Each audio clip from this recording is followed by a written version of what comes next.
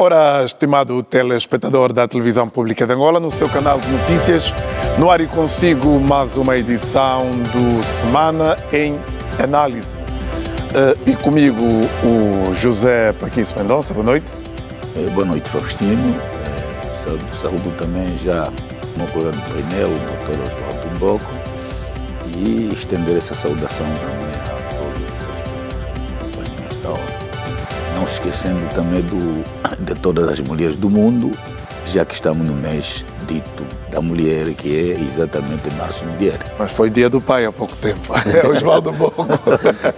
Boa noite. Nós estamos dentro do dia. Boa noite para si, Faustino. Boa noite aos telespectadores da Televisão Pública de Angola. É sempre um prazer enorme estar aqui. Discutimos de vários assuntos que dominaram a pauta da política nacional e extensivo também ao professor Paquis, que é um gosto enorme estar com ele. Muito bem. E como dizias, os temas que dominaram a semana.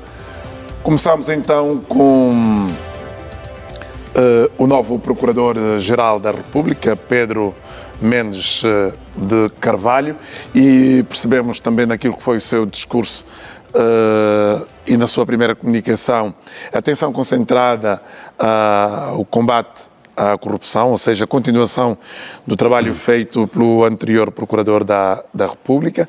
O Presidente João Lourenço lembrou-lhe também que é preciso seguir aquilo de bom que foi feito por Hélder Pitagros, mas se puder melhorar também, porque afinal o trabalho não para e esta missão é árdua. Se olharmos também para os números, a Angola já recuperou entre dinheiro e outros ativos, participações, perto de 7 mil milhões de dólares. Eu vou começar com o Mboco, Oswaldo Mboco. Este desafio, olhando aqui para dentre as prioridades de Pedro Mendes de Carvalho, a contínua luta contra a corrupção e, sobretudo, a recuperação de ativos naquilo que são os contornos das próprias relações internacionais. Como é que isso deve andar? Porque sabemos que são processos não só morosos, mas com muita complexidade. Bem, e é daí onde eu vou começar, a complexidade. Normalmente, o combate à corrupção é uma tarefa bastante árdua, que deve envolver vários atores, não simplesmente os atores do próprio Poder Judicial. E esta dificuldade que se encontra para recuperar determinados ativos, para até se julgar também supostamente pessoas que estão ligadas a casos de corrupção, é um processo bastante moroso, complexo nas diferentes dimensões. Claramente que Angola, quando a chegada do presidente João Lourenço ao poder, uma das suas bandeiras principais foi o combate à corrupção. E vimos que durante algum tempo a sociedade basicamente moveu-se nesta direção e vários órgãos foram andando nisto. A grande questão aqui é o facto de olharmos para que os constrangimentos muitas vezes não são simplesmente de ordem interna, são também de ordem externa, tendo em linha de atenção que muito do ativo dos bens saídos de forma ilegal do país estão domiciliados em outros países e aí, em alguns casos há aqui alguma complexidade, dificuldade e quiçá embaraço por parte desses Estados em facilitar um processo desta dimensão. Daí é que eu tenho estado a defender, mesmo com essa toda a engrenagem que nós fizemos, mas é notável que os resultados que nós obtivemos durante esses 10 anos, ou quase 10 anos, estão aquém daquilo que era o expectável. Estão aquém daquilo que era o expectável, pelo menos da dimensão do valor global que se dizia que foi retirado de forma ilegal do próprio país, por um lado.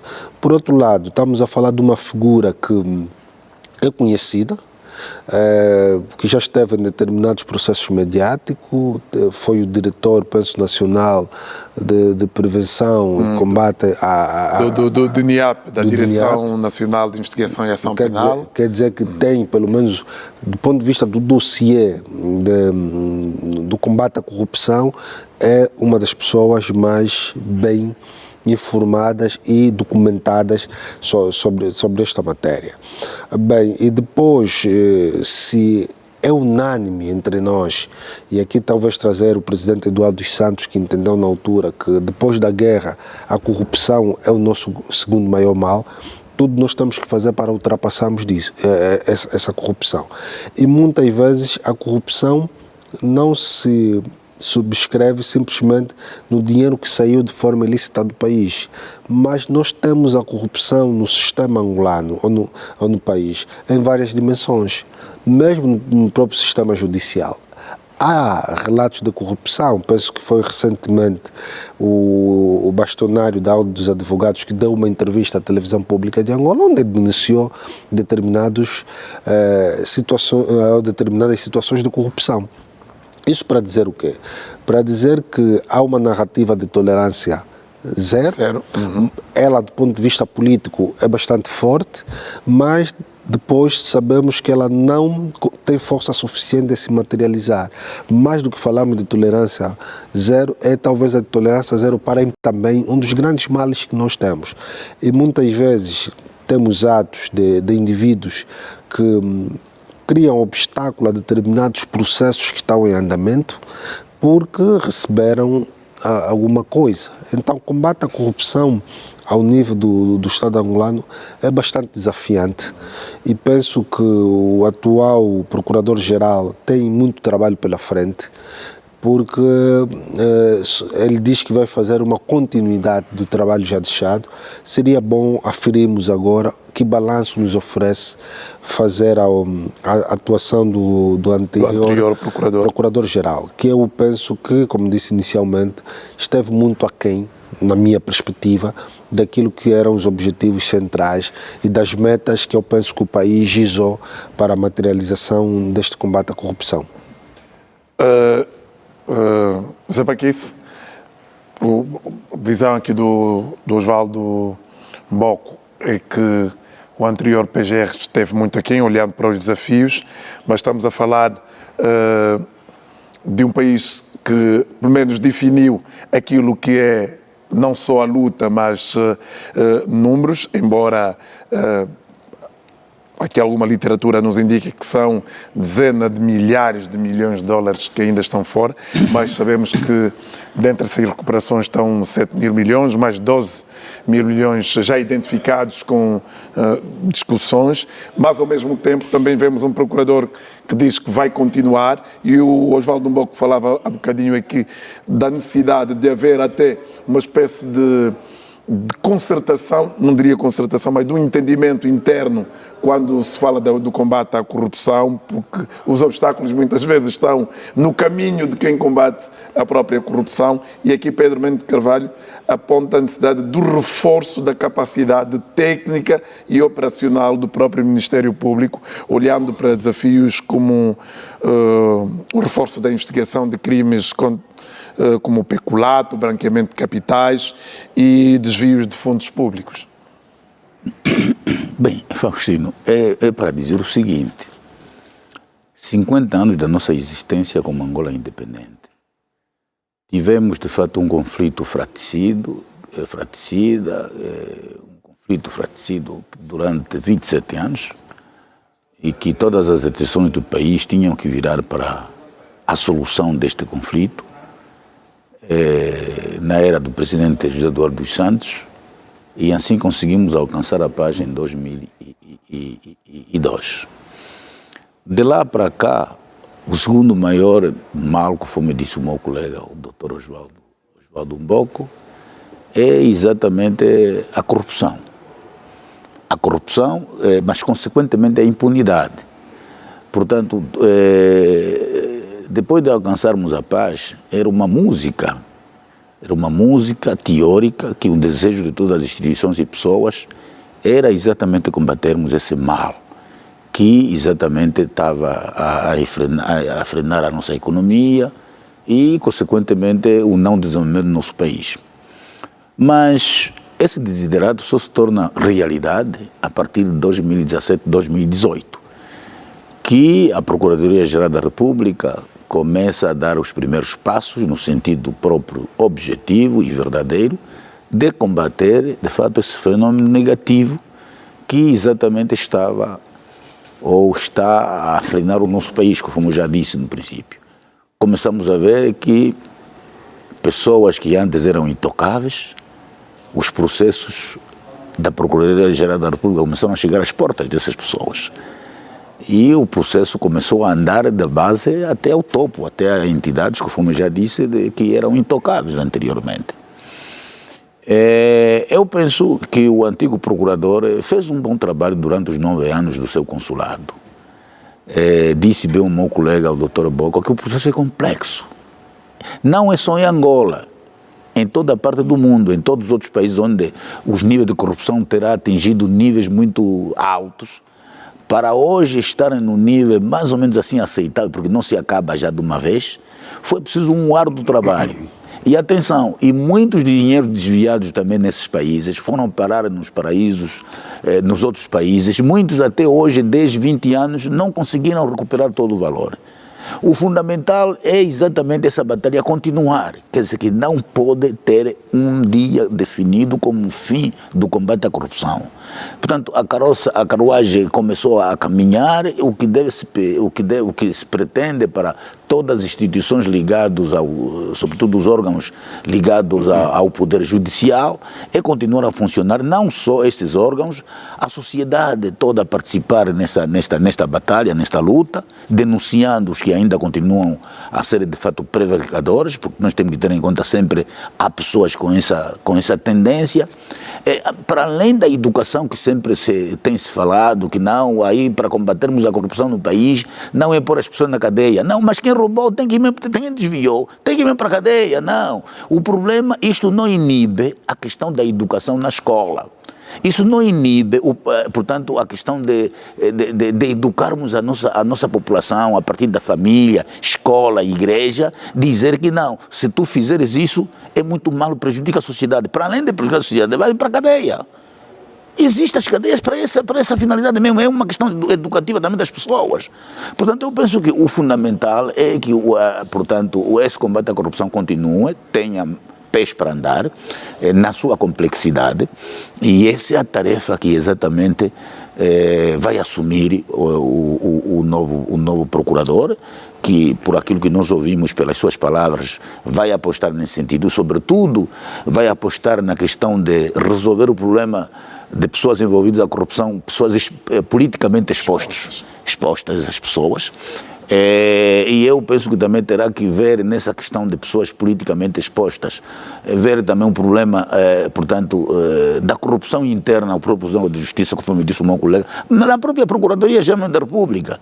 É preciso, de facto, olhar para este lado. Não é uma tarefa fácil, não é ele sozinho que vai conseguir andar fazer andar o barco.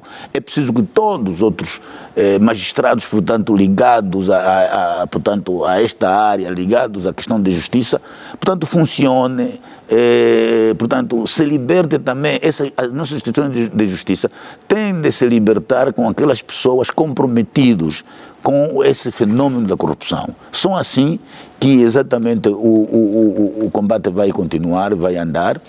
E, por outro lado, eu dou voto de confiança ao novo procurador. Primeiro, ele conhece a casa, é já de casa. Já foi diretor nacional, portanto, diretor nacional de investigação e ação penal, a DINIAP, e também foi diretor nacional, portanto, da prevenção e combate à corrupção. Significa dizer, é alguém que na própria Procuradoria já dominava, tinha já responsabilidade, portanto, ligado à questão da prevenção e combate à corrupção.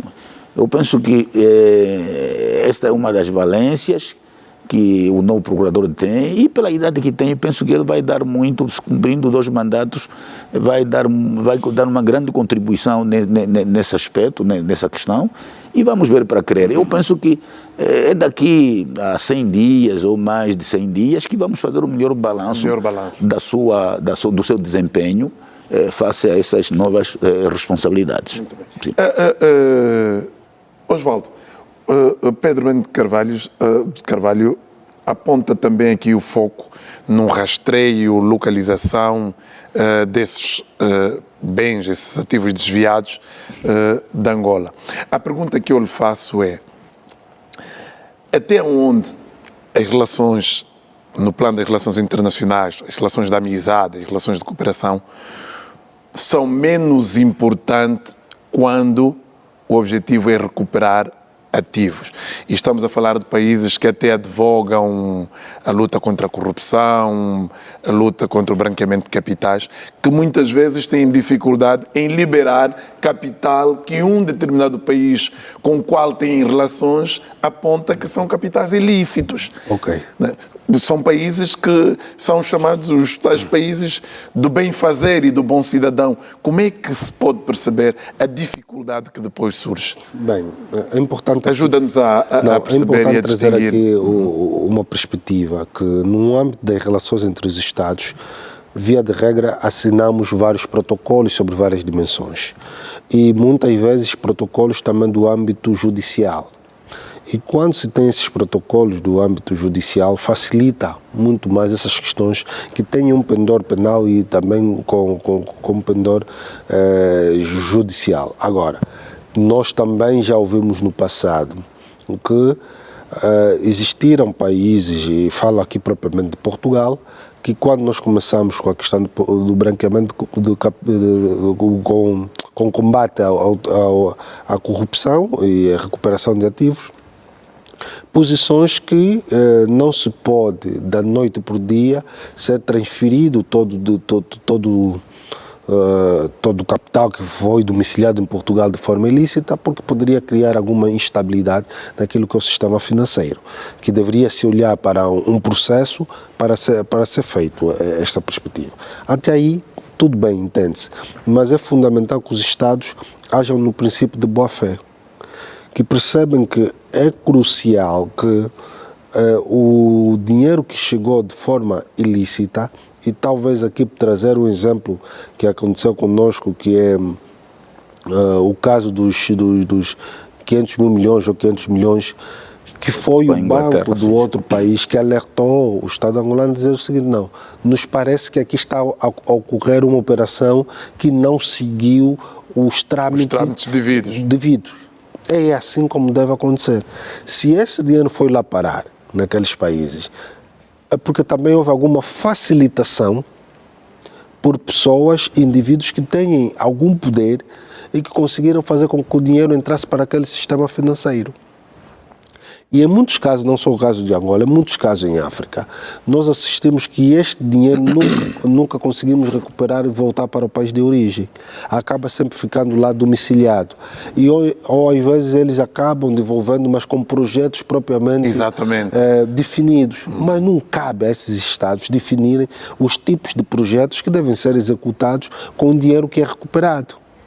Não cabe, porque os Estados são soberanos. Se identificou que há aqui um desvio do erário, então é fundamental que se devolva este dinheiro e que o atual governo entenda a melhor forma de gerir e aplicar um dinheiro que é daquele povo, para questões sociais, para questões em termos de infraestrutura. Isso depende muito da visão do próprio Estado. Claro, há um trabalho muito grande a ser feito pelo Estado angolano junto dos países onde estão identificados que existem dinheiros que saíram de forma ilícita do sistema financeiro angolano. Há alguma resistência por parte de alguns Estados. E se reparar, o próprio Presidente da República, num dos discursos do Estado da Nação, apontou e falou de forma aberta desses constrangimentos e de um certo país que aí tinha essa dificuldade e vamos ter que continuar a trabalhar nesta dimensão. Quando eu dizia que o combate à corrupção em Angola, ela não pode ser entendida simplesmente como uma tarefa do Presidente da República ou da Procuradoria-Geral da República, não. Ela deve ser entendida que é uma missão de todos os angolanos, em vários níveis. Por exemplo, nós estamos aqui a falar de uma corrupção ao mais alto escalão, claro, que prejudica e dificulta a vida dos angolanos, mas depois nós temos um segmento de cadeias de corrupção ao nível do próprio país. O indivíduo que vai para uma administração do Estado, tratar um determinado documento, lhe é imposto uma série de dificuldades para depois o funcionário vender facilidades. Também estamos perante a este processo. Há um indivíduo que é o agente regulador de trânsito que para um indivíduo e suborna essa pessoa. Também estamos perante a este processo. O próprio condutor que, ao observar que não tem a documentação toda regularizada, suborna o próprio polícia. Então também é uma questão daqui da educação. Daí é que muitas vezes nós temos estado a discutir que a perspectiva do combate à corrupção ela é muito mais abrangente, é uma coisa que deve ser incutida nas famílias, deve ser incutida nos jovens e nas crianças, da necessidade do cuidado de um património público que é de todos. Nós, hoje em Angola, nós vivemos uma crise de confiança do próprio sistema judicial. As pessoas, ou grande parte dos angolanos, não acreditam no sistema judicial, mas essa crise também é muito em função do que foi feito com o próprio sistema judicial. Processos morosos, apresenta-se uma queixa e muitas vezes o instrutor desincentiva a pessoa que está a apresentar uma queixa sobre determinados assuntos, não simplesmente de corrupção, pode até ser assuntos conjugais. Então nós temos aqui, digamos, um trabalho muito grande que o Procurador-Geral da República deve fazer, é de tentar credibilizar a Procuradoria-Geral da República, porque depois há um discurso de um combate à corrupção seletiva e não só, e tem depois aqui a discussão porque que foi o fulano, mas também teve. Então nós temos que fazer isso. E se reparar, Faustino, já para terminar, não é que nós queremos ver as pessoas a serem condenadas, porque pesa sobre ela a presunção da inocência. Mas se reparar, durante esses 10 anos, foram poucos os casos que se julgou e se condenou as pessoas. São poucos. Isso também é uma demonstração que, ou no decorrer da instrução desses processos, está-se a criar alguns bloqueios para que não se materialize, ou alguma coisa também não está bem, porque não é normal perante um país que tem os problemas que nós temos em volta do combate à corrupção, e assistimos gestores públicos do passado em que há alguns indícios de construírem determinadas coisas com erário, etc. Mas depois, no final do dia, há aqui nada a ser julgado e tudo a ser ilibado. Volto a repetir, a nossa pretensão não é que as pessoas sejam condenadas, não é isso.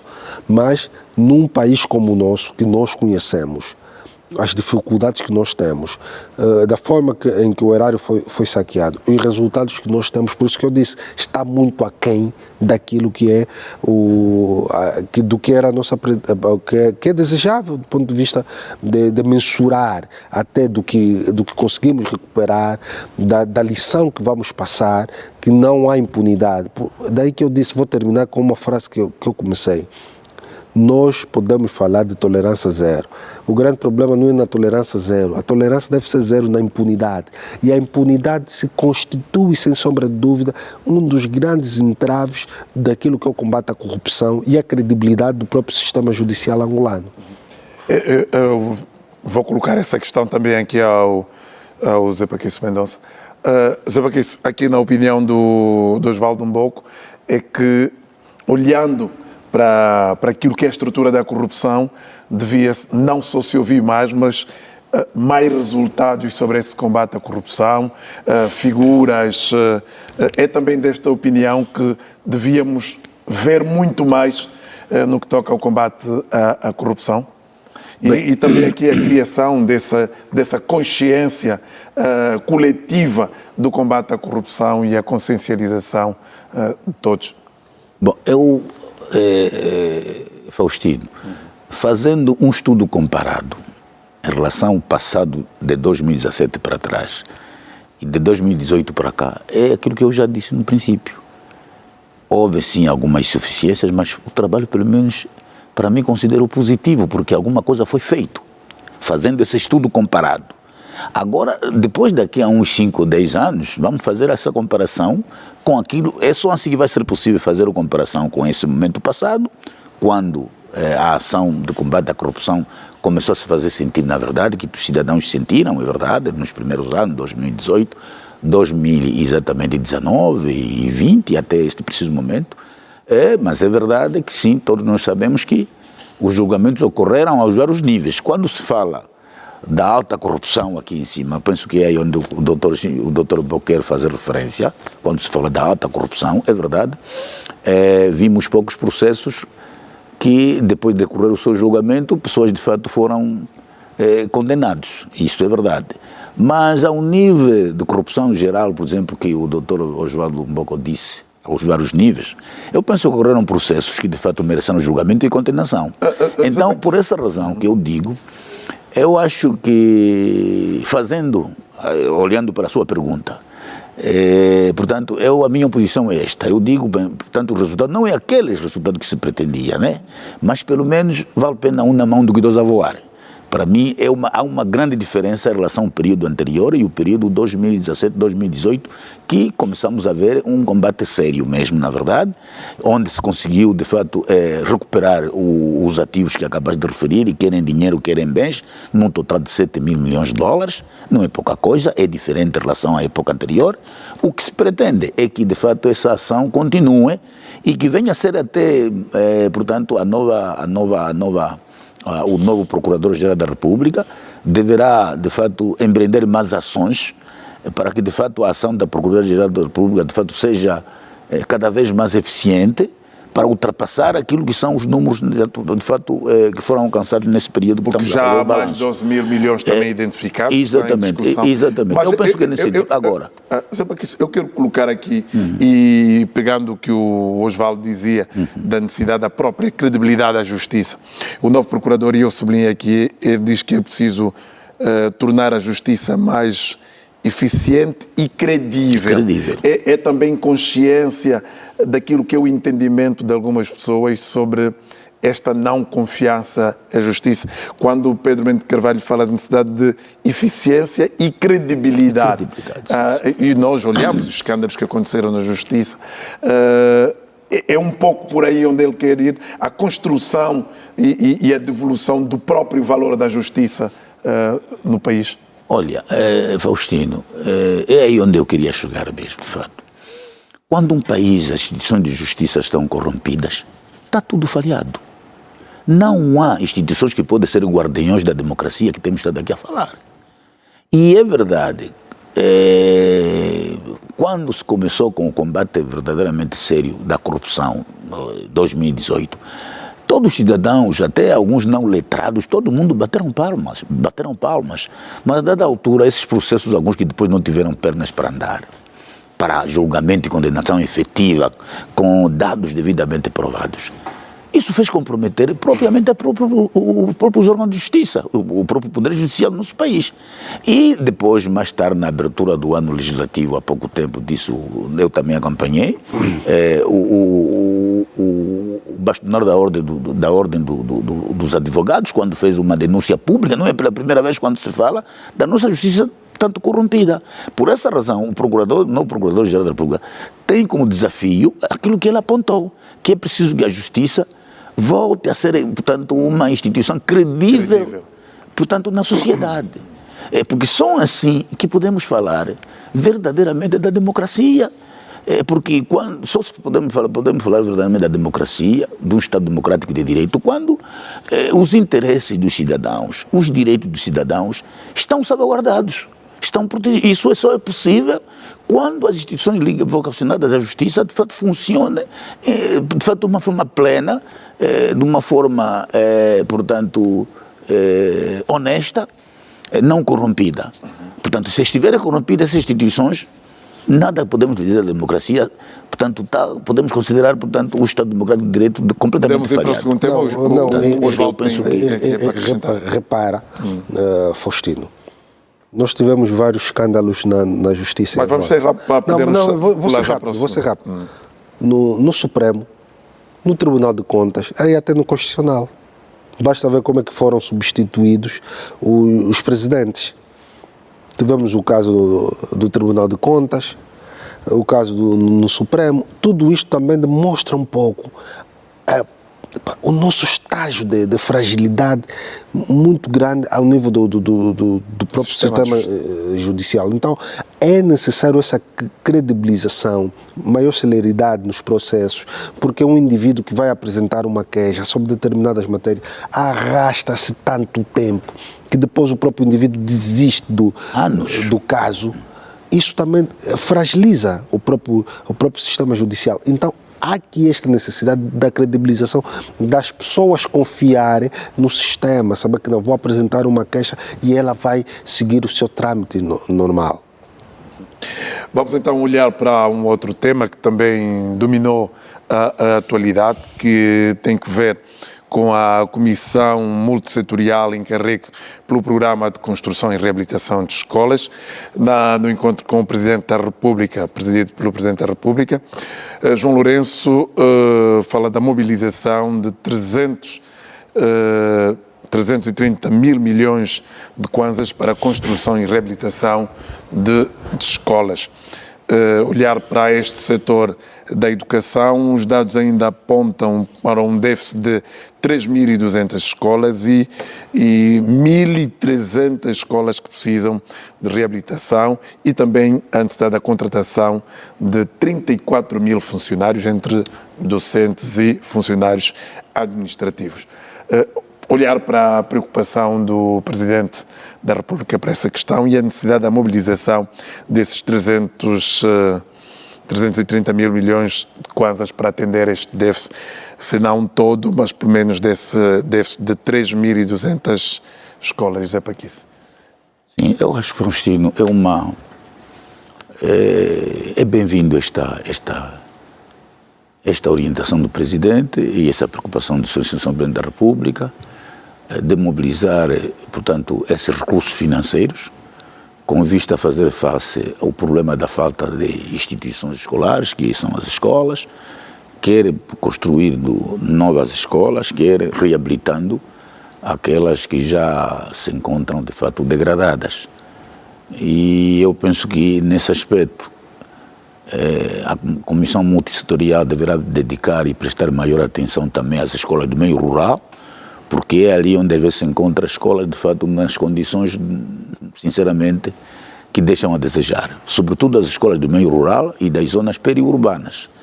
Eu penso que essa ação deve incidir nesta área. Eu penso, conseguindo esses recursos financeiros, isso vai contribuir e construindo, fiscalizando para a melhor construção dessas infraestruturas escolares e assim como também a reabilitação, vai de fato dar um salto significativo de retirada de muitas crianças fora do sistema de ensino.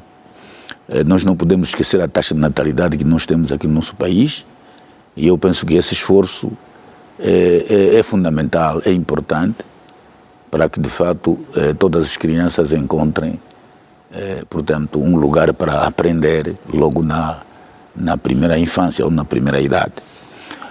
Isto também vai implicar, Faustino, o recrutamento de novos professores, porque quando se construem novas escolas, tem de se recrutar professores para exatamente fazer cobertura a essas novas infraestruturas. Mas mesmo assim, o Ministério da Educação tem dificuldades, temos estado a ouvir, portanto, a falta do corpo docente em relação às escolas já que existem. Há zonas onde professores são subcarregados a dar várias classes, por exemplo, sobretudo no ensino primário, primeira e segunda classe de manhã e à tarde, ou disciplinas em que até muitos, no caso do ensino secundário, muitos não estão formados nestas disciplinas todas, são obrigados a dar por falta da questão do corpo docente suficiente. Mas há um problema, há um pormenor, e eu vou dizer isso com conhecimento de causa. Professor. porque Desta sou professor, dos professores. eu sou professor, e sou reformado agora no ensino geral. A educação tem um acumulado de muitos professores que não trabalham. Professor com idade de reforma e já foram, portanto, reformados pelos decretos próprios ministeriais e não estão enquadrados naquela instituição que devia assumir as despesas deles onde contribuíram durante 30, 40 anos ou 20 e tal anos, que é um Instituto de Segurança Social. Mas esse é um problema do Ministério da Educação. Um momento, desculpa. Não, doutor O que é que se passa, Mboco, afinal de desculpa. contas? Há uma articulação institucional. Sim. Por isso, deixa-me que eu vou chegar até aí. Bem, Há uma articulação institucional. Eu aqui mesmo, que saí a partir do decreto da ministra em 2019 para ir à reforma, eu estou enquadrado lá, e eu não vou dizer só como é que eu estou enquadrado já na Segurança Social, mas tenho colegas que são professores, que deram até mais de 40 anos, Sim. que não estão ativados nesta instituição. O funcionamento, como é que funciona? O Instituto de Segurança Social e a instituição empregadora. Sim. Quando o trabalhador chega na idade própria correspondente para ir à sua reforma, a articulação é feita pelos departamentos de recursos humanos dessas instituições, empresas privadas ou não, ou públicas, junto da instituição de segurança social, onde as contribuições naturalmente foram. Claro. E eu agora pergunto, onde é que está a dificuldade para se ativar esse mecanismo, para exatamente aqueles que se encontram já reformados com tempo cumprido, não sejam assumidos pela própria instituição chamada Instituto Nacional de Segurança Social? Esta é uma questão das duas instituições que têm que resolver esse problema, não pode. E mais, atenção, com conhecimento de causa, estou a dizer com conhecimento de causa. Ainda a instituição que eu dirigi, até hoje sei que há funcionários, professores que já foram reformados antes do decreto de 2019, que até hoje se encontram exatamente nas folhas da educação. Sim, qual é o verdade. problema? Não, Agora, isso outra é verdade, coisa, professor. a Lei Geral do Trabalho define o seguinte, um trabalhador, atenção, doutor Mboco, isso é de fato preocupante para Não, as é nossas muito instituições, preocupante. Eu conheço porque essa não se realidade que está a pode descrever. estar a pagar alguém que já não trabalha. Não. E depois a educação precisa de novos professores. Não, Agora, um momento. Sim. O que impede que se efetive aquilo que a lei propriamente geral do trabalho diz, que o trabalhador a uma determinada idade e tempo de serviço prestado deve beneficiar daquilo que foram as suas contribuições à instituição onde atualmente funcionou. Então uma coisa não está bem. E é dentro da própria nossa instituição, o governo, onde não está nada bem a coisa. Ok. Educação e o Ministério do Trabalho e Segurança Social.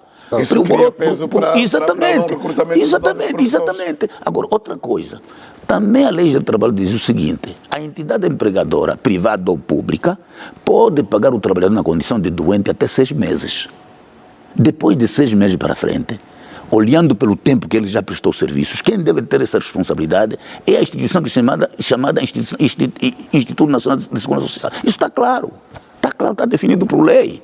Então eu penso que é preciso que os mecanismos de articulação entre o nosso Ministério da Educação e exatamente o Instituto Nacional de Segurança Social funcione para libertar o espaço daqueles que devem ir trabalhar, para permitir o recrutamento de novo pessoal e aquela pessoa que já deu a sua contribuição para o país na área própria da educação. Portanto, assim como noutras instituições, deve ir para a instituição que encarregue essa responsabilidade. Portanto, eu penso que isto é o que você deve fazer. Doutor Paquis, Vamos ouvir hoje. eu subscrevo na íntegra que está a dizer agora, porque esse é um problema que existe no Ministério da Educação. Pessoas com idade para ir para a reforma não vão à reforma e continuam na folha da educação. E já não têm forças para trabalhar, Sim, muitos muitas vezes deles. eles têm que ir para lá assinar. Muitos deles não têm força mais para trabalhar. Isto demonstra o quê? Demonstra a falta de articulação, Sim. como estava aqui a dizer, sobre determinados assuntos, quer o MAPTES, que cuida da Segurança Social, Segurança Social, e quer também o Ministério da Educação. Porque durante todos os anos que esses professores, que o doutor Paquis está aqui a chamar a atenção, na folha, no recibo de salário, apareceu lá o desconto. Aparece o desconto, sim. E foi descontado. Então, se foi descontado, se não se consegue fazer essa articulação, a primeira questão é o seguinte: aonde é que foi parar este dinheiro? Esta é a primeira pergunta: onde é que foi parar este dinheiro? Ou foi feito de forma errada pelo Ministério da Educação? foi feito de forma errada. Então nós temos aqui muitos problemas na educação que não passa simplesmente da necessidade de mais escolas, mais salas. Nós temos assuntos estruturais. O problema da educação não se resolve simplesmente com paredes. Não se resolve simplesmente com paredes. Há uma série de falta de meios e condições que não se tem ao nível das nossas escolas. Carteiras adequadas para estudantes, para quem estuda à noite, iluminação, a questão do material didático. Isso nas zonas urbanas, né, doutor? Estou a trazer aqui esses elementos, material didático, o próprio, ou seja, as próprias casas de banhos que os alunos frequentam. Os professores não conseguem ir para aquelas casas de banho. E para as meninas e raparigas, que muitas vezes devem sentar num vaso sanitário. É digamos, centro de doenças que elas podem contrair neste processo. Mas pronto, essa aqui é uma outra discussão e deixa-me olhar para aquilo que é a discussão de hoje. Faustino, esta nota da construção de 3.200 novas escolas e a reparação de 1.300... A reparação é de 1.300. O que a nota nos diz é que este é o déficit, não é? De escolas necessárias, das 3.200. Sim. Porque vai-se mobilizar o valor para acudir a este déficit. Então, a lógica que nós vamos partir desse pressuposto, é que vamos construir aproximadamente 3.200 novas escolas. Eu penso que esta é uma lógica da análise que nós podemos fazer aqui. Esse é o valor. O valor que se precisa é 330 milhões. Sim. O déficit que tu tens é este. Sim. Depois daí o racional vai ser feito por quem? Não. Então, por quem vai lidar com dinheiro, Faustino, em função disso. Mas vamos ouvir a sua opinião. Se houve uma comissão que trabalhou, identificou o déficit, apresentou uma estrutura de custo para sanar esse déficit. Exatamente. Então, vamos partir da lógica que nós vamos construir 3.200 novas escolas e vamos reparar aproximadamente 1.300 escolas. Isto é ponto assente. Agora, repara que esse diagnóstico feito nos permite fazer duas leituras. E uma das primeiras leituras que vamos fazer é com o objetivo de sanarmos o quadro periclitante existente de crianças fora do ensino escolar. Penso que nós temos aproximadamente 5 milhões de crianças fora do ensino escolar, com idade escolar, que a todos nós, enquanto angolanos, deveria nos envergonhar. Porque é um número muito grande. E este número põe em causa o futuro das próximas gerações. Por um lado. E por outro lado também, a segunda variável é que nós estamos perante a um colapso estrutural do próprio ensino, devido às questões que também aqui nós já avançamos. E não podemos esquecer, dentro desta nossa análise, qual é o timing que nós temos para a construção dessas escolas. Seria interessante termos isso, que não, para esse número de escola, para esse déficit, nós procuramos até o ano de 2000X estancar isto. Qual é o timing? E com isso já nos permitir fazer... Timing até 2027. 2027. Estamos a falar da construção dessas escolas até 2027. Mas nós temos que olhar o seguinte: a população angolana cresce em média 3,3% anualmente. Nós estamos a fazer esse cálculo observando as crianças que ou estão fora do ensino escolar, ou também estamos a olhar para as futuras crianças daqui a 5 anos. Porque é fundamental fazermos este tipo de abordagem, que eu penso que nos ajudaria a compreender exatamente a incidência ou o impacto da construção dessas escolas na redução das crianças fora do ensino escolar. Era importante ter essa questão aqui muito... Ou seja, os projetos hoje não atenderem à questão específica, mas há sempre a longo prazo em função da própria taxa de natalidade, como já dizia aqui eu queria só terminar a minha abordagem. E depois nós fazemos um outro estudo no sentido do abandono escolar. Porque mais do que colocar as crianças nas escolas, é fundamental mantê-las nas escolas. Claro que o abandono escolar é em volta de várias variáveis, desestruturação familiar, ok? Fragilidade econômica, pobreza. Nós temos localidades que os filhos primeiro têm que ajudar na lavoura e outras questões mais no pasto. Temos todos esses problemas, mas eu penso, e eu tenho estado a defender o seguinte, eu gostaria de ver no final do mandato do presidente João Lourenço, e o que eu vou dizer aqui agora não é uma coisa nova, porque eu já disse em outros espaços e aqui na TPA também, eu gostaria de ver no final do mandato do presidente João Lourenço uma redução significativa das crianças fora do ensino escolar. Penso que essa tinha que ser uma das metas, das grandes ambições do presidente João Lourenço. Eu vou ligar essa questão da educação, estamos a olhar para as questões sociais, com a reunião do Conselho Económico e aqui do Conselho Económico e Social, e aqui a criação da força-tarefa para atender aquelas questões sociais mais urgentes.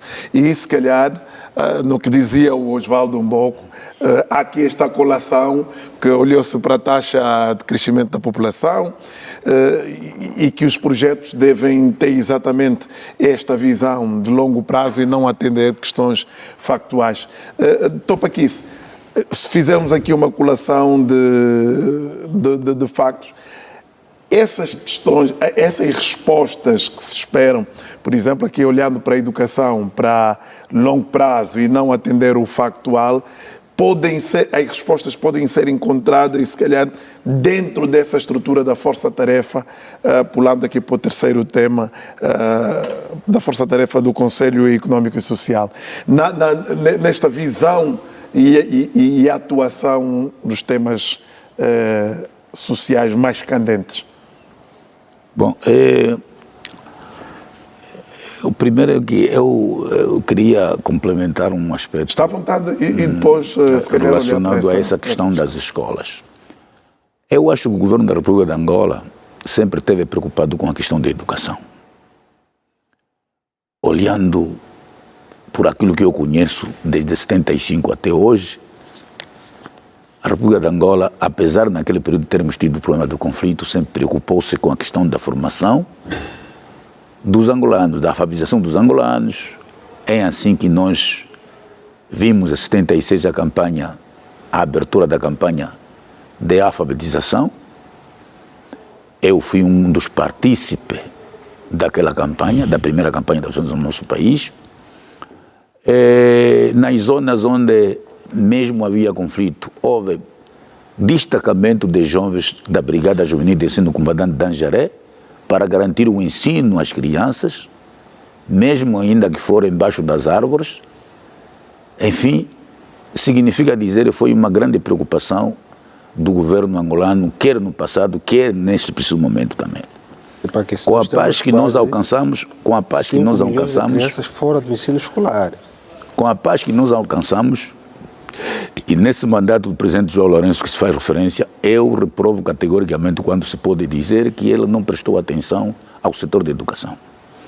É verdade, nós sabemos... Não, um momento. Não foi essa. Um momento. Eu estou aqui a esmiuçar o meu ponto de vista. Portanto, eu penso que nós temos que ter... Há vários fatores que influenciam o problema, de fato, no nosso país, das crianças fora do sistema de ensino. Para além da falta de infraestruturas, temos falado do problema da falta do corpo docente quantitativo e qualitativo suficiente para fazer essa cobertura.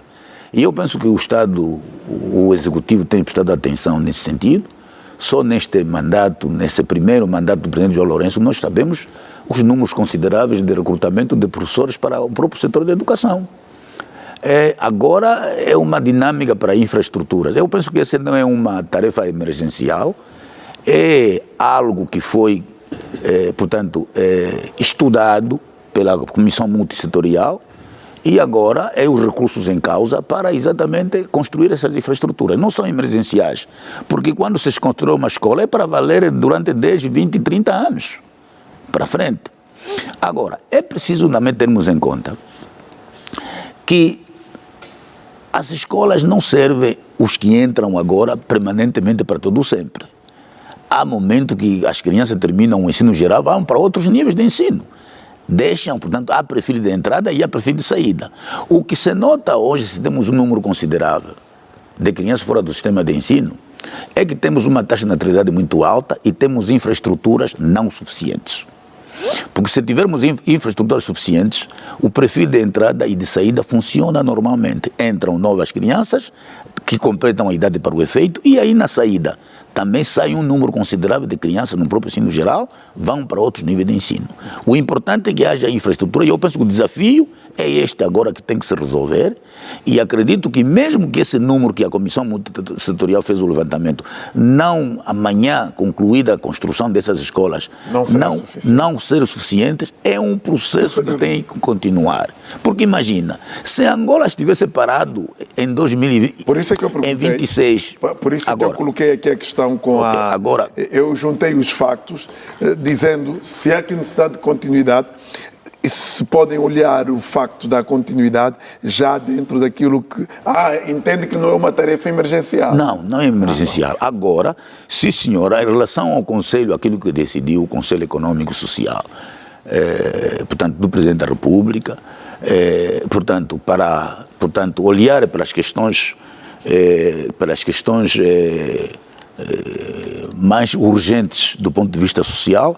Nós sabemos o grito que tem estado a acontecer, de fato, não sei, das nossas populações, que há questões, de fato, sociais, emergenciais, que devem ser, de fato, vistas. Há ações positivas que têm vindo já a se desenvolver. Dizia o Presidente a dada altura, não me lembro quando dizia que nós só vamos conseguir resolver o problema da fome quando conseguimos produzir o suficiente aqui na nossa terra. Nós temos terras aráveis, agora é preciso que de fato haja o Estado, o Executivo, apoie, portanto, essas iniciativas de várias pessoas e as pessoas também se engajem na produção daquilo que nós podemos consumir, porque é verdade, a nossa terra é favorável para tudo. Portanto, não podemos estar a olhar sempre no mar, quando é que os barcos chegam, aquele hábito que nós tivemos na era do conflito. Portanto, se as pessoas dizem na era do conflito não havia tanta fome, porque era um problema de olharmos principalmente na questão de guerra, as terras não poderiam produzir devido ao conflito, então tudo vinha do mar. Mas também não acredito que era o suficiente para todos. Agora que temos, portanto, o país livre, sem guerra, é preciso que a gente produza e possamos, de fato, ter o que nós podemos consumir. Mas não é só o que queremos comer, a questão de comer. Vamos esse setor. Para o tempo. Não, mas estamos a abordar. Eu estou a entrar nesse tema agora que está a seguir. Sim. Então, mas é preciso. Eu lhe vou dar depois outro tempo, só para ouvirmos aqui o Oswaldo Boco e equilibrarmos um bocadinho o não, tempo. é só para fazer aqui duas notas rápidas. A primeira nota, não se disse aqui que o executivo encabeçado pelo presidente João Lourenço não prestou atenção à educação. Não foi isso que se foi dito. O que foi dito aqui é que era expectável que eu, enquanto angolano, esperava que no final do mandato do presidente João Lourenço pudesse nos apresentar números reduzidos comparativamente à criança fora do ensino escolar. Se pudermos ter 0 criança, para mim seria melhor. Para mim seria melhor. Porque 5 milhões de crianças aproximadamente, para mim é um número muito grande e não podemos negligenciar isto.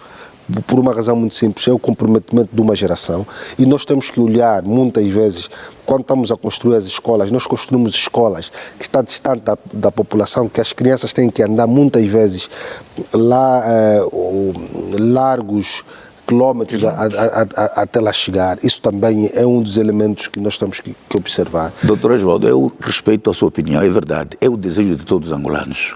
Eu também não reprovei essa sua posição, esse seu ponto de vista, não reprovei. Mas a verdade é uma coisa é o desejo que nós próprios temos que ter, agora a outra coisa é a realidade, né? 5 milhões de crianças serem retiradas num único ano, por exemplo. Nesse momento o presidente João Lourenço só lhe falta um ano de mandato, né? 2026, 2027. Um único ano. Portanto, é difícil, é verdade. De 2017 até 2027. O presidente João Lourenço prestou uma atenção redobrada ao setor da educação e ao setor da saúde. Isto é notável, isso é líquido. E também sabemos que nós estamos num momento econômico que não é muito bom. é notável, é líquido, mas eu sou cidadão. É eu tenho isto que mesmo que eu exigir estou a que dizer, eles doutor. que nós queremos ver mesmo. isto. O desejo de todos Sim. nós, é verdade. Mas e eu as não questões que posso o doutor acabou de negligenciar. apontar é um handicap, de fato, que às vezes não podemos conseguir e às nós vezes temos resolver que ter essa algum situação. cuidado com este dinheiro que vai ser disponibilizado, para não termos os famosos elefantes brancos, que depois também dificultam, para não termos obras inacabadas, quando também temos aí atos de corrupção. A fiscalização. É Há importante. que existir uma grande fiscalização, porque hoje nós temos menos recursos, e com menos recursos nós temos que fazer mais, produzir melhores resultados. E quando nós falamos aqui da taxa de natalidade, claro que as infraestruturas servem para os alunos entrarem e depois sair, mas se o número aumentar, vai ficar saturado novamente. E nós temos que ter projetos de longo prazo. De longo prazo. E temos que continuar a trabalhar nesta dimensão. Daí que eu trazia de cima, inicialmente, alguns constrangimentos que nós temos no setor da educação. Um deles foi muito bem dito aqui pelo professor Paquice, dos professores que infelizmente, com idade para a reforma e tempo de trabalho não vão à reforma, mas temos outros constrangimentos também, as condições para que, de facto, se assista a aulas. Isso é um elemento importante no meio de tudo isso. E o próprio professor Paquice teve o cuidado de dizer que nas zonas rurais as condições são piores comparativamente às zonas urbanas. Então, nós temos que inverter este quadro. Nós temos que dar igualdade de ensino para todos os angolanos, quer aquele que está no Catiungo, quer aquele que está no Dirico, quer aquele que está na urbe. Temos que tratar todos esses estudantes da mesma forma. Osvaldo, o nosso tempo está a ir embora, mas ainda não toca. Eu há bocadinho fazia uma colação, como estamos a olhar para questões sociais e olhamos para a questão das recomendações do Conselho Econômico e Social, dessa força-tarefa, e falávamos da educação, e eu dizia se aquelas questões nessa força-tarefa, a comissão para as questões mais urgentes, também se podia pensar, dentro dessa estrutura que dá respostas sociais, se podia pensar naquelas ações de longo prazo, embora hoje estamos a falar de uma força-tarefa para questões urgentes. Agora eu vou colocar aqui naquilo que são questões urgentes, vemos o custo de vida, o desemprego, e como é que olham para a estrutura de como deve ser esse trabalho enquanto analistas da nossa vida pública? Bem, o Conselho Econômico e Social, vamos dizer que é um instrumento que para servir o Presidente da República e aconselhar sobre determinadas, e apresentar aqui alguns indicadores, dizer que sobre determinadas situações. E é fundamental que se apresentem soluções para os problemas estruturais que nós temos. Mas a minha grande preocupação, e eu olho para o país com, não chamaria talvez preocupação, mas com alguma história.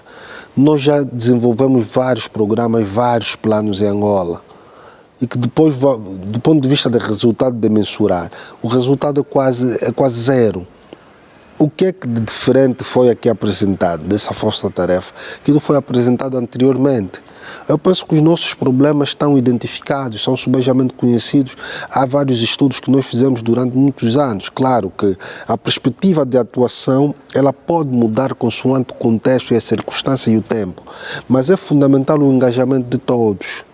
O engajamento de todos. Mesmo o próprio cidadão deve ser um participe naquilo que é salvaguardar o interesse nacional. Nós assistimos muitas vezes à destruição de bens públicos, nós assistimos muitas vezes à falta de conservação do asfalto, as populações pegam águas residuais, deitam tudo isto, depois compromete também a nossa situação econômica e social, quando deveríamos olhar para uma outra coisa, mas estamos a voltar a olhar. Claro que é sempre bem-vindo essas forças-tarefas que vão sendo apresentadas, mas para mim é muito mais interessante quando elas produzirem resultados factíveis e alterarem o estado das coisas. Por exemplo, apresentar propostas concretas sobre a questão do desemprego, sobre a questão da pobreza, sobre a questão da seca, que eu penso que foi um trabalho que foi feito também, e tudo isto é extremamente importante. Depois, quem decide, quem tem o poder político, olhar dentro das estratégias como é que vai fazer para operacionalizar esses elementos que são estruturais. Zé Paquice?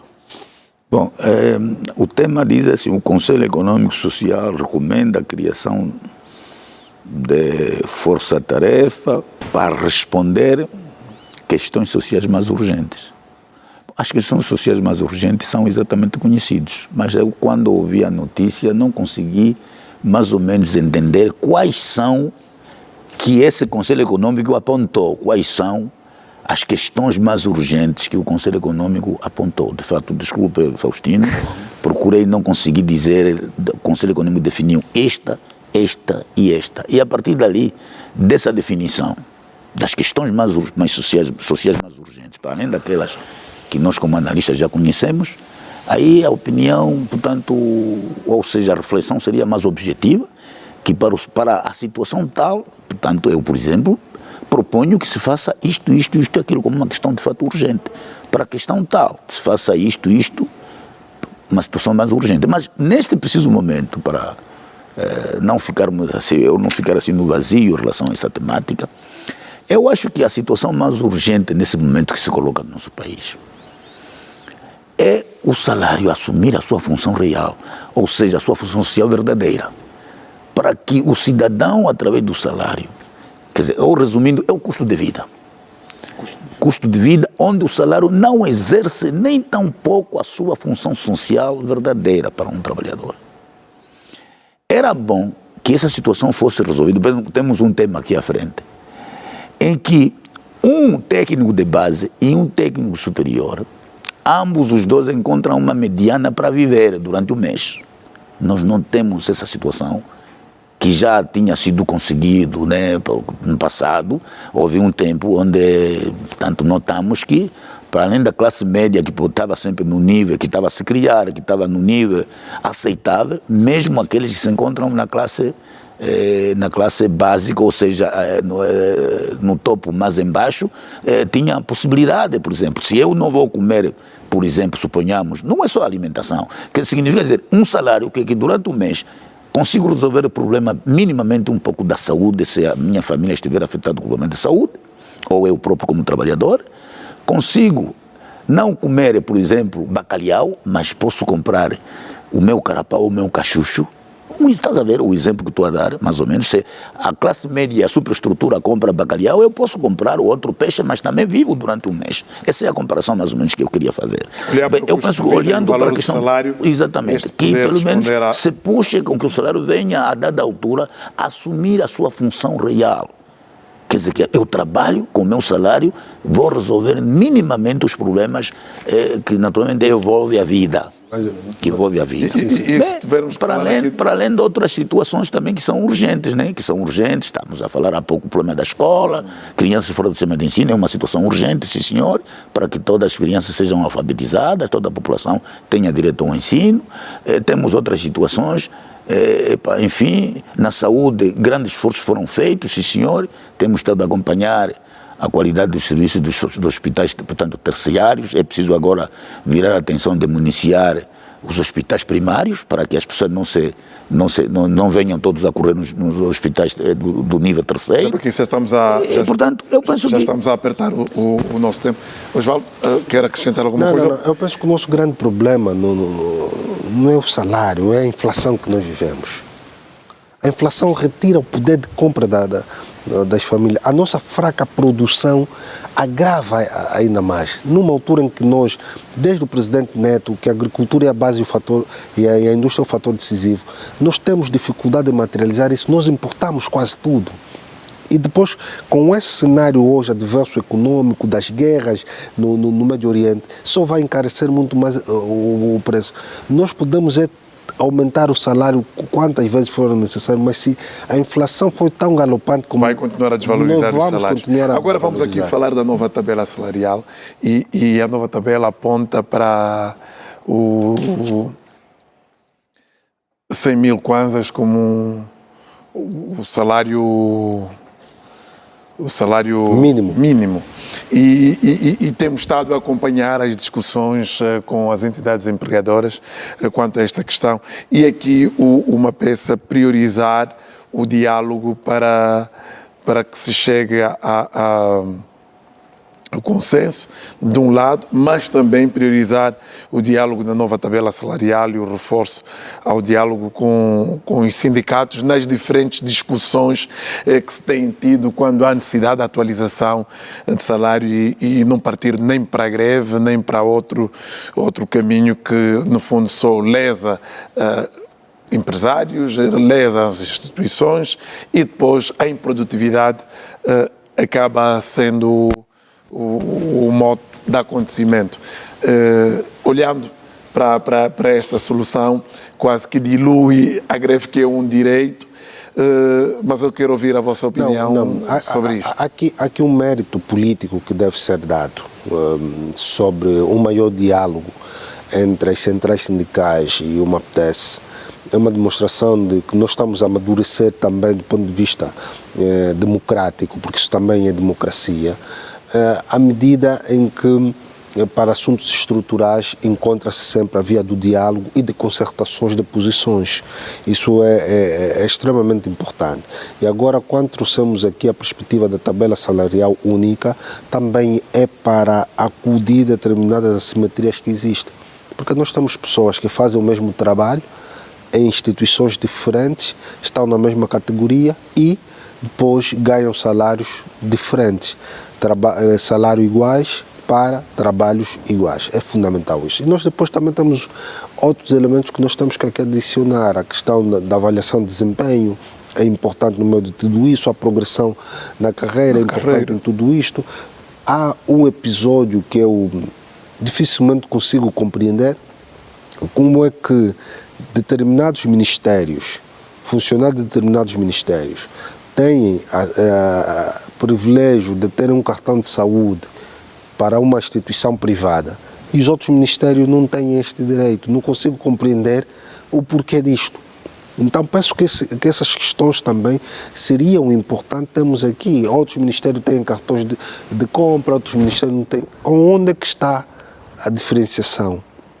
Eu penso que são assuntos que nós temos que trazer aqui e discutir com alguma frontalidade. Por exemplo, falávamos nós, eu e o Dr. Paquis, que somos professores e conhecemos as dificuldades dos professores, porque nós vivemos-las também no dia a dia. E o Ministério da Educação é de domínio público. O que se ganha, o que se paga aos professores, do ponto de vista prático, muitas vezes não serve para resolver alguns problemas pontuais. Um professor do 13º grau, ele ganha não mais do que 270, 150 mil kwanzas. E é um professor que muitas vezes tem 20 tempos letivos. Como é que esse indivíduo vai preparar a aula? Como é que esse indivíduo vai se doar à causa? Quando nós temos uma inflação galopante e que com esse valor muitas vezes é difícil manter aquilo que é a cesta básica, como dizia o Dr. Paquis, se um compra um outro tipo de peixe, eu posso comprar um outro tipo de peixe. Então nós temos aqui também essas questões que nós temos que começar a limar algumas arestas e se valorizar também muito mais essa classe. Claro que estamos perante a um período importante, que é do salário mínimo e da tabela única, que pode também reduzir aqui algumas assimetrias e demonstra claramente que é fundamental continuarmos a trabalhar para que se identifique pontos de estrangulamento e se melhore uma série de questões do ponto de vista de salário, do ponto de vista da progressão de carreira, do ponto de vista de avaliação de desempenho, porque um indivíduo que tem uma avaliação de desempenho positiva não deve ser tratado da mesma forma do indivíduo que tem uma avaliação de desempenho negativa. E isto também demonstra muitas vezes nos incentivos que se deve criar para se estimular determinadas pessoas ou determinados funcionários a boas práticas e aquilo que é o maior envolvimento ao nível do trabalho. Sim, de fato, é verdade. É preciso... Eu quando falei da questão do salário, aí está, veja, o MAPTES como ele está preocupado. Está preocupado, tudo isso no quadro de melhorar, de fato, as condições salariais, veja... na negociação que teve lugar em 2024, se não me engano, chegou-se à conclusão de estabelecer uma periodicidade de 25%, aumento de salário a 25% em cada ano, até 2027 completar-se os 100%. Mas cada ano tinha que se fazer um balanço, qual é o resultado mais ou menos que se chegou com esse aumento.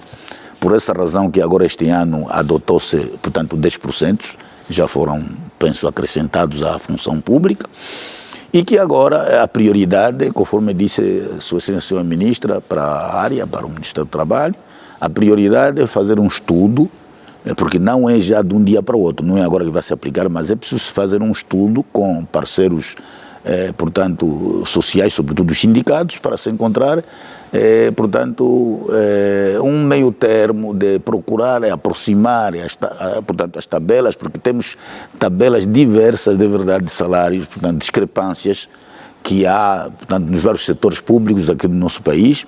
Disse o colega, o Dr. Boco, que, bom, são médicos, são enfermeiros, têm a mesma, são médicos, outros são professores, a graduação, uns são técnicos superiores ou médios, mas outros ganham uma coisa diferente em relação aos outros. Eu acho que é uma ideia tão positiva, onde o diálogo deve prevalecer. É a primeira coisa que tem que se colocar à frente com as centrais sindicais, para se encontrar, de fato, o bom senso de se estabelecer um salário. É mesmo estabelecer um salário que satisfaça pelo menos as necessidades do trabalhador. Portanto, cobra-se o seu empenho integral e que no final do ano o trabalhador é avaliado de forma positiva, significa que entregou-se de corpo e alma às suas responsabilidades, também deve de fato merecer um salário condigno que corresponda com o empenho e dedicação que os trabalhadores têm de fato feito nos vários setores onde naturalmente se encontram a labutar. Agora, é verdade, não é, eu quando fiz referência ao salário, não é aumentar milhões e milhões e milhões a cada momento, é verdade, não vai valer nada quando não se reter o problema da inflação. É exatamente políticas econômicas do país que temos que adotar, que o Estado tem que adotar para de fato tentar estancar o problema da inflação que se vive, que está cada vez, de fato, todo momento está cada vez mais a atingir níveis muito altos, que exatamente não se resolve o problema de aumentar cada vez mais o salário. É preciso um binômio funcionário. Tem que funcionar esse binômio, portanto, equilibrar o problema do salário, assim como também políticas que se devem adotar para, portanto, conter a inflação de forma constante. Portanto, é preciso analisar, ver. Não podemos continuar a importar tanto tudo aquilo que a gente pretende consumir, mas também para incentivar a produção nacional é preciso olhar para a questão dos impostos. Atenção, é preciso olhar para a questão. Nós ouvimos o ano passado muitas empresas a fecharem. Onde é que está o problema? Não há fumo sem fogo. Será que os impostos estão muito altos ou não? Nesse momento de crise, é necessário que os impostos estejam a um nível assim muito alto, ou é preciso flexibilizar essa parte dos impostos para que todas as empresas funcionem, continuem, todas possam contribuir?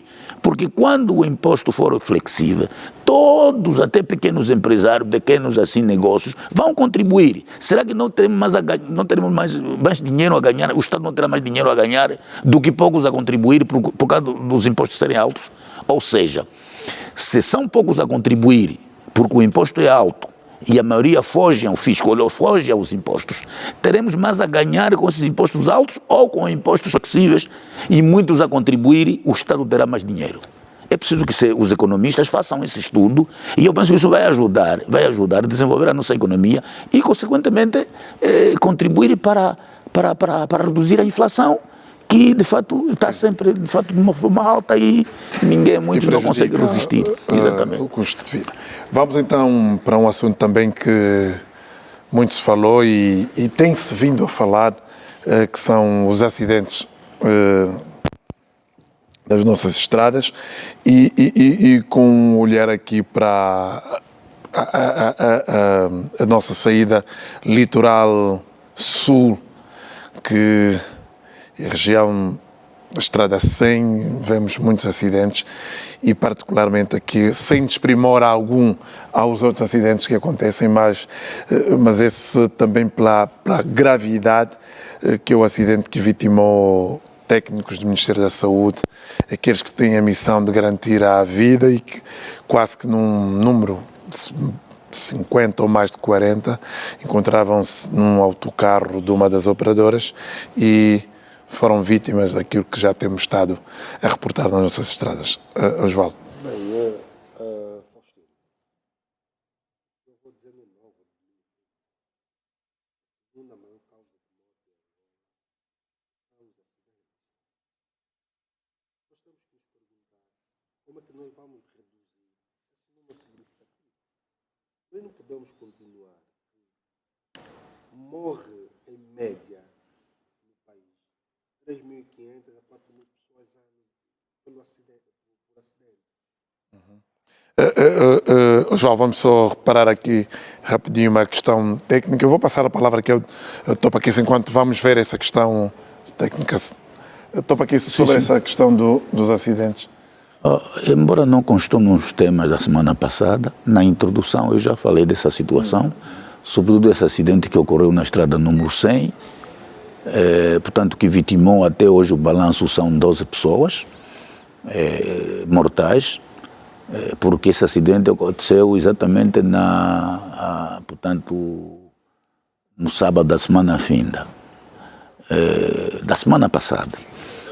De fato, é uma situação muito triste e eu, mesmo aproveitando naquela altura, que aproveitei expressar o meu sentimento de pesar às famílias lutadas, eu dizia que nós, para conseguirmos estancar essa situação, Faustino, é preciso que, de fato, as pessoas todas falam, todo mundo, não, mas há instituições vocacionais responsabilizadas nessa situação da sinistralidade rodoviária. Em primeiro lugar, nós temos estado a se queixar as condições das nossas estradas. Um esforço ingente está a ser feito para o melhoramento das estradas aqui no nosso país. Ainda que não seja suficiente, mas está-se a andar e está-se a melhorar as estradas. Outro elemento é a nossa Polícia Nacional, a nossa Polícia de Trânsito e Segurança Rodoviária. É preciso que, de facto, lancem uma campanha de expensão das viaturas. Junto dessas empresas, mesmo sendo já empresas públicas, sobretudo a Macon, o Ambuexpresso, várias outras empresas que nós temos agora, que concorrem no mercado através da transportação de passageiros, eu acho que é preciso que haja uma expensão permanente dessas empresas, dos seus autocarros. Não podem, de fato, andarem na estrada sem serem fiscalizados se estão em condições ou não. Não é só esperar aqueles que... Para mim, eu chego à conclusão que a nossa polícia tem de redobrar esforços de deslocar mesmo até a sede dessas empresas, para naturalmente inspecionar se os carros estão em condições para fazer, portanto, viagens nas nossas estradas. E por outro lado também, uma boa parte dos acidentes que temos estado a acompanhar a ver, Faustino, só ocorrem à noite. Eu acho que talvez seria bom ainda adotar medidas de que esses autocarros de passageiros, na sua maioria, viajam à noite. Por que não podem andar de dia? Mais visibilidade. Uns não têm condições de uma boa iluminação. E depois os motoristas também aproveitando a noite, porque muitos controles a polícia não está presente, às vezes, mesmo em estado psicológico não aceitável, estão a conduzir. Eu acho que devia ser também uma das medidas de proibir ainda tanto o trânsito rodoviário à noite, de passageiros sobretudo, mas sim devem fazer, portanto, o percurso em pleno dia e haver uma fiscalização. Já estamos portanto, nesse sentido. Eu penso que esse é um dos elementos, para além de outras ideias que podem vir de muitas outras pessoas, outros analistas, outros utentes, para que de fato possamos diminuir de fato essa questão da sinistralidade rodoviária. Vamos já revista a questão aqui do... Dizia eu que os acidentes são a nossa segunda causa de morte no país. Nós temos que alterar este quadro. Nós não podemos aceitar que em todos os anos, em média, morre-se 3.000 a 4.000 pessoas e algumas pessoas ficam, digamos, com sequelas ou ficam amputados ou deficientes em função do próprio acidente. nós temos aqui uma série de questões que propiciam esse número. Má condução, condução em efeito de alcoolismo, má sinalização, má iluminação, mau estado técnico da via, mau estado técnico das próprias viaturas. Então nós temos aqui uma série de questões que devemos aqui olhar. E é fundamental que esses controlos que temos ao longo da estrada, sabemos que é uma estrada muito movimentada, possam de facto identificar também viaturas que estão em mau estado técnico, por exemplo. Sim. É fundamental, não sei como é que se faz, mas identificar se o indivíduo ainda está bem para conduzir. Às vezes o indivíduo está a conduzir já há 2 dias. Do ponto de vista humano, isso não é possível. Não é possível. E depois temos as situações que nós estamos a vivenciar. E o professor Paqui se falava de um aspecto fundamental, da identificação que grande parte dos nossos acidentes decorrem de noite. E se eles decorrem de noite é porque há algum problema no meio de tudo isto. Falta de iluminação? Se for a falta de iluminação, é termos uma estratégia que a circulação, devemos reduzir o número máximo de circulação no período noturno. Porque alguma coisa deve ser feita, ou deve ser feita. Nós criamos, às vezes, várias barreiras policiais. Sonolência também, doutor? Sim, daí que eu dizia, a pessoa, 2 dias, ele está com sono. Não é possível isto. Então nós temos que trabalhar de forma afincada. Falou-se agora de um centro, da construção de um centro de emergência para traumas, etc., que é importante para acudir a dado momento, acidente, e muitas vezes a população, com a boa vontade de ajudar, acaba agravando ainda mais a situação do sinistrado. Sim, a forma como é carregado, mas também isso é porque nós não temos respostas rápidas emergenciais sempre que há algum acidente. E é uma nota de repúdio que eu vou fazer aqui na televisão pública de Angola. São as pessoas que filmam as pessoas mortas num estado lastimável. Eu penso que quem quer que seja não gostaria de ver a sua última imagem a ser esta circular. Temos que ter respeito às pessoas, mesmo quando essas pessoas já morreram.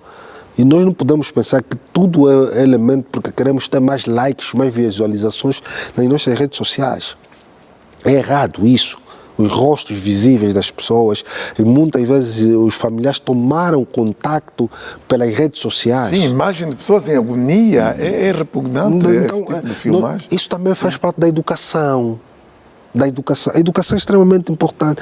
E nós estamos numa era da digitalização, em que as pessoas pensam que é normal partilhar isto na velocidade que nós queremos. Agora, infelizmente, e talvez para terminar, eu estive num dos funerais de uma das vítimas deste acidente. A transportadora disponibilizou um autocarro. Aquele autocarro não estava em condições. A porta do autocarro faltava vidro, tinha plástico colado, o próprio para-brisa também.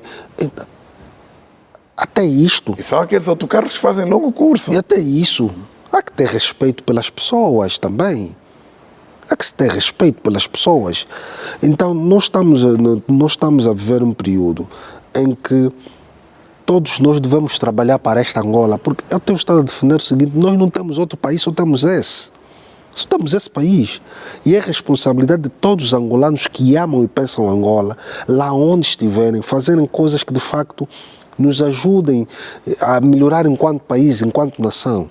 E esses acidentes decorrem de vários fatores, e fatores esses que podem ser muitas vezes evitados. Já aqui uma pressão, vamos para análises muito rápidas, Zé Paquice e Osvaldo Mboco, se calhar 30 segundos para olharmos para o último tema. A proposta de lei sobre a resposta integral ao HIV-Sida passa na generalidade com votos unânimes, isso na Assembleia Nacional. Estamos a falar da maior atenção às pessoas a viverem não percebi? Proteção a essas pessoas, maior atenção, o próprio acesso à medicação, o combate ao estigma, à discriminação e também à inclusão psicossocial e jurídica. Eu quero ouvir a vossa opinião rápida sobre este. Não, rapidamente, Faustino, nós temos uma lei que já data 20 anos e eu penso que era fundamental também atualizar ela em função das novas dinâmicas que vão decorrendo, e é importante quando existe unanimidade do ponto de vista das questões estruturais do país. É uma demonstração que o Parlamento angolano percebe a importância de um documento como este e, sem se politizar, se encontra consenso e há aqui uma questão de unanimidade. E isto nos remete a uma outra discussão. Afinal, é possível nós discutirmos os nossos assuntos e encontrarmos consensos e termos isso. Claro que nunca vamos ter aqui todos os dossiês que passam pela Assembleia com unanimidade, mas é importante, quando estamos a discutir assuntos estruturais, assunto de interesse do Estado, assunto que mexe com a vida das pessoas, temos alguma razoabilidade para a aprovação dos determinadas leis. Então, aqui estamos já a terminar mesmo? Eu penso que valeu a pena, porque também duvido, portanto, existir um deputado que vai achar que não é contra a atualização desta lei, porque vejamos que é um problema do país, é um problema para todos os cidadãos. Nós temos famílias, enfim, direta ou indiretamente, cada um pode naturalmente ter família nessa condição. E uma das questões que eu ouvi, portanto, que tenho estado a acompanhar, de fato é o estigma, às vezes, que de fato o estigma inibe muitas pessoas não ir, às vezes, às unidades hospitalares para se identificar em que condição que ele está, e isso tem que se combater, porque há discriminação até, às vezes, em locais de serviço, algumas instituições privadas ou públicas, então, mas é preciso que, de fato, se combata isto, e essa lei, de fato, vem proteger todas as pessoas, de fato, que se encontram nessa situação de saúde. Portanto, essa lei também, portanto, reforça a questão de apoio às pessoas, de fato, com este problema, e eu penso que esse é um problema mundial, é um problema que a luta tem de ser de todos os Estados, como tem sido até aqui, e cada Estado deve desenvolver ações concretas para, de fato, haver um prazo. Haja países com prazo definido para a erradicação desse fenômeno, dessa doença nas suas sociedades. E eu penso que Angola não pode ser uma exceção, também está engajado, de fato, neste combate. Por essa razão da aprovação dessa lei. Muito bem. Zé Paquice Mendonça e Osvaldo Mboco, o nosso muito boa noite. Boa noite. E conto estar convosco em outras ocasiões. Assim, caro telespectador, aqui termina mais uma semana em análise. Certeza de estarmos juntos dentro de mais 8 dias. Mantenha-se aí, porque a nossa missão não para, porque servi-lo é o que nos faz estar aqui presente. Boa noite. Até já.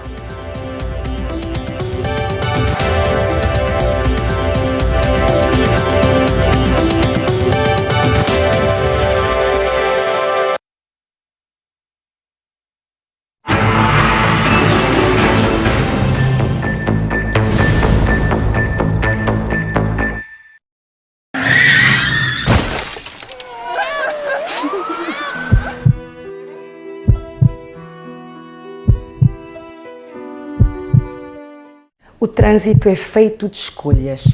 Todos os dias, quando saímos de casa, decidimos como vamos conduzir. É nessas pequenas decisões que a nossa vida e a vida do outro é posta em jogo. Na estrada, o seu gesto faz a diferença. Mude antes que seja tarde. Programa de Prevenção Rodoviária. Ministério do Interior.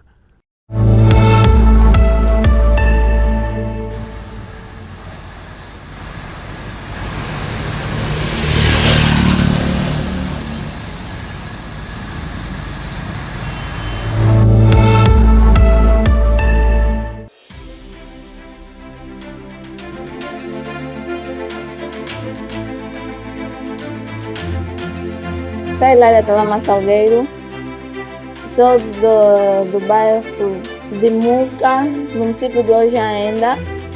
Beneficiei-me do programa Cuenda através do Centro Porta da Esperança, Formei-me no curso de corte e costura. Muito antes de entrar no curso de corte e costura, não fazia praticamente nada em casa. Com o curso de corte e costura, consegui me superar mais. Aprendi muito. Acredito que não sou eu, mas sim muitos colegas meus. Já tenho feito algumas obras e tenho solicitado muito nestas obras. Faço becas, faço batas de creche, faço encomendas de roupas de criança. Já ajuda muito. Ajuda na questão da alimentação, na água, na descartável da criança. Muita coisa, ajuda mesmo muita coisa.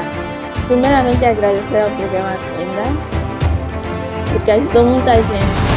Muita gente que eu vi mesmo, muita gente que se formaram aqui hoje em dia, trabalham em algum sítio, estavam em casa, agora trabalham.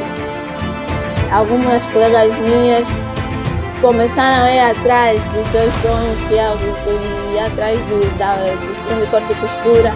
Umas já estão a trabalhar em ateliês, outras estão a trabalhar por conta própria.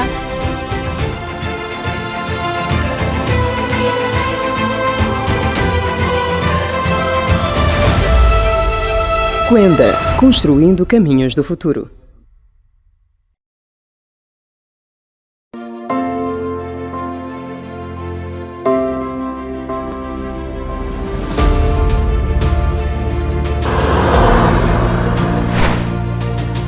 Eu acredito em Deus e também aos homens.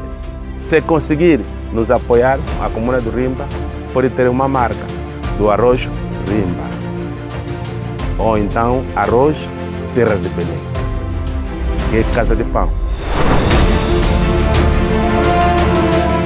Hoje, quem inspira os angolanos pelo seu trabalho no campo não é apenas uma pessoa, é uma comunidade.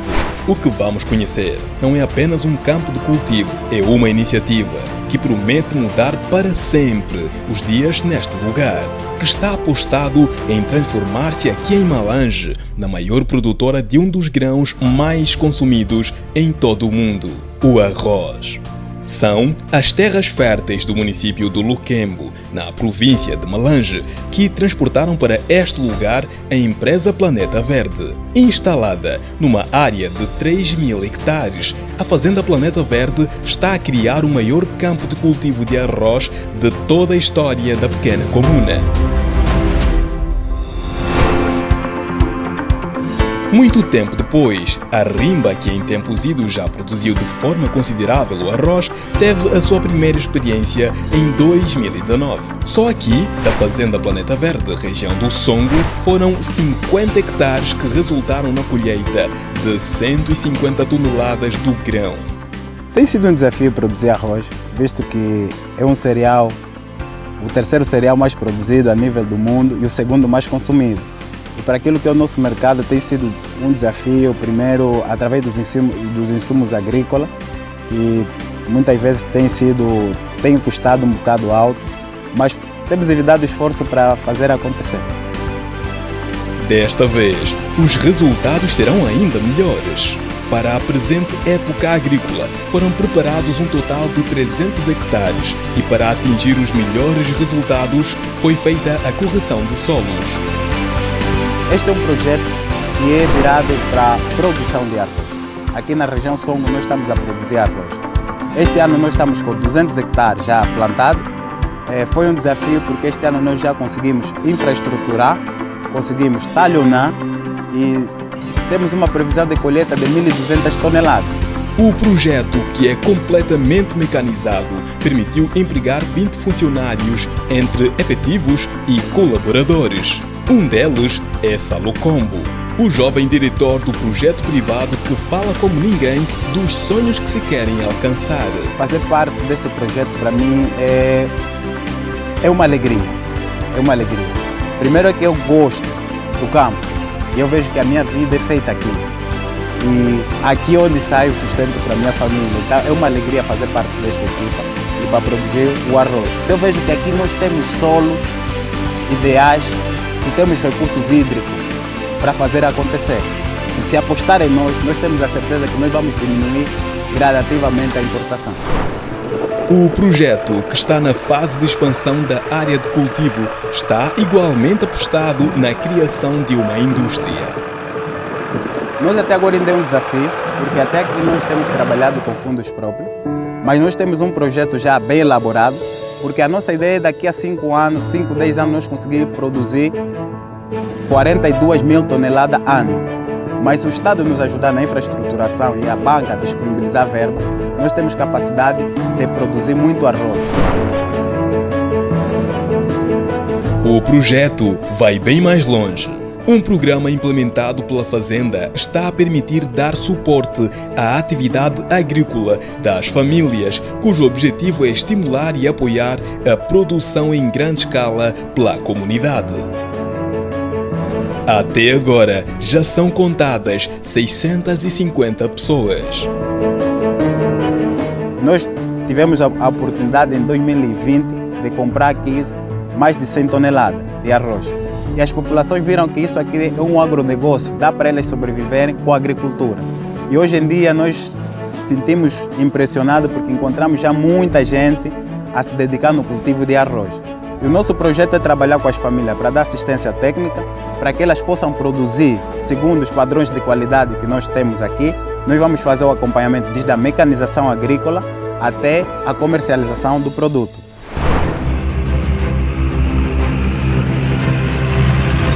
Para o programa, já estão preparados pouco mais de 50 hectares. O trabalho com recurso a enxadas e katanas, aos poucos, começa a ficar para trás. Uma das beneficiárias é a cooperativa Rimba, chefiada pelo regedor da comunidade com o mesmo nome, que acredita que a comunidade pode resgatar a mística da produção do arroz. A experiência de tempo de corona é a experiência que também vem hoje. Por isso que marcaram as associações, é para unir a população, é para incentivar a força, incentivar o trabalho. Porque sem as cooperativas não podemos cultivar muito arroz, porque a manual trabalha com a enxada, é só pelo menos de 30 metros, 40 metros, não facilita mesmo. Nós já temos, por enquanto, já vamos fazer 15 hectares esse ano mesmo. É aquilo que eu disse, a Planeta Verde está nos ajudando. É que vamos fazer 15 hectares. Esse ano, para o início, e agora, o ano que vem, vamos fazer pelo menos 50, 60 hectares. Para a cooperativa Terra de Belém, 30 hectares foram preparados com a ajuda da Fazenda. Agora estamos a tentar sonhar que talvez as coisas mudem, né? Mas é preciso o apoio.